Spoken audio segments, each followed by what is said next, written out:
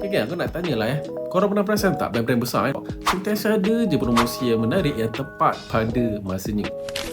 Setiap kali raya, setiap kali Merdeka, 11-11, 12-12, mesti ada je jenis-jenis promosi. Dia panggil influencer sana sini buat video. Dan bukan mereka saja, banyak juga actually big brands yang kat luar sana buat benda yang sama. Dan yang lagi best, ini bukan kebetulan tau. Mereka dah plan semua kempen marketing itu jauh lebih awal. Sebab itulah mereka boleh sentiasa relevan. Dan yang lagi best, untung besar setiap tahun sebab kenapa mereka memaksimumkan potential sale untuk tidak terlepaskan kempen penting seperti itu. Alright, and good news, kalau diorang boleh buat, kita pun sebenarnya boleh buat juga. So apa yang anda perlukan sekarang ni hanyalah strategi, perlu tahu apa nak kena buat step by step dengan betul.